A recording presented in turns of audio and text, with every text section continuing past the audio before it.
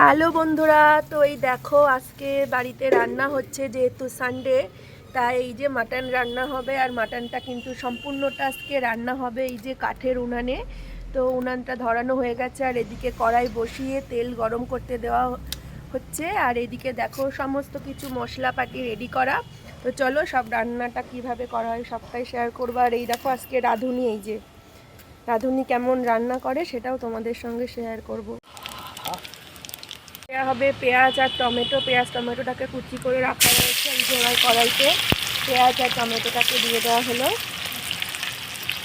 দেখো পেঁয়াজ আর টমেটোটাকে একটুখানি ভাজা ভাজা করে নিতে হবে, তারপরে সমস্ত কিছু মশলা অ্যাড করা হবে।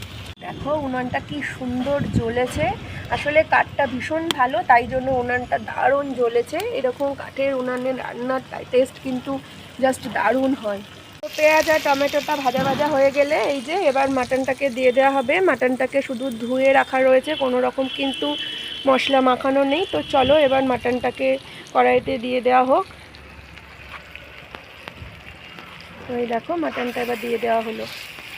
মাংসটাকে পেঁয়াজ টমেটোর সাথে ভালো করে দেখো কষিয়ে নিতে হবে। এই দেখো ভালো করে কষিয়ে নেওয়া হচ্ছে।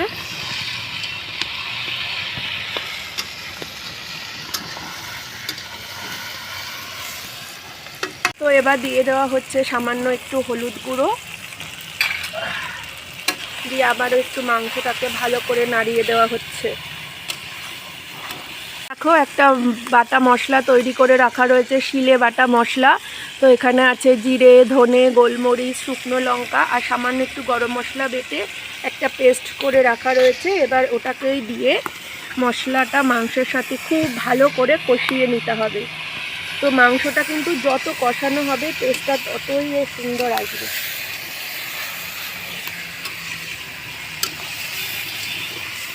এবার এতে দিয়ে দেওয়া হচ্ছে সামান্য একটু নুন। লবণটা দিলে কিন্তু মাংসের থেকে জলটা ছাড়বে আর মাংসটা অনেকটাই সফট হয়ে যাবে। এবার একটু ভালো করে দেখো নাড়িয়ে দেওয়া হচ্ছে। আর আজকে রাঁধুনিকে তো আগেই দেখালাম, এই যে রাঁধুনি আর আমি রাঁধুনির হেল্পার। তো এবার এই যে আদা রসুন পেস্টটাও মাংসের ভেতরে দিয়ে দেওয়া হলো। কাশ্মীরি লঙ্কা। এবার কাশ্মীরি লঙ্কার গুঁড়োটাও দিয়ে দেওয়া হলো। দিয়ে এবার মশলাটাকে আবার মাংসের সাথে খুব ভালো করে কষিয়ে নিচ্ছে। দেখো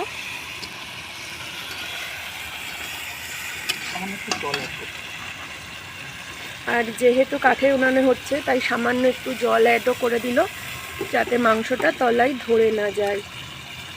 আর সামান্য একটু লবণও দিয়ে দিল। এবার দেখো সমস্ত কিছু খুব ভালো করে মিশিয়ে নিচ্ছে। আর মাংসটা কিন্তু এবার খুব ভালো করে কষিয়ে নিতে হবে। সমস্ত মশলাই মোটামুটি পড়ে গিয়েছে, এবার খুব ভালো করে কষাতে হবে মাংসটা। মাংস থেকে কিন্তু আস্তে আস্তে তেল ছাড়তে শুরু করেছে। যতক্ষণ না খুব ভালোভাবে তেল ছাড়বে ততক্ষণ কিন্তু মাংসটাকে কষিয়ে যেতে হবে। বাঙালি তো মাংসের পাতে একটু আলু খেতে ভালোবাসি, তাই এই দেখো একটু আলু দিয়ে দিলাম।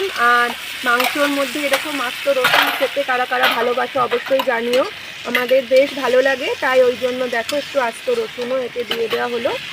এবার সব কিছু দিয়ে খুব ভালোভাবে কষিয়ে নিতে হবে।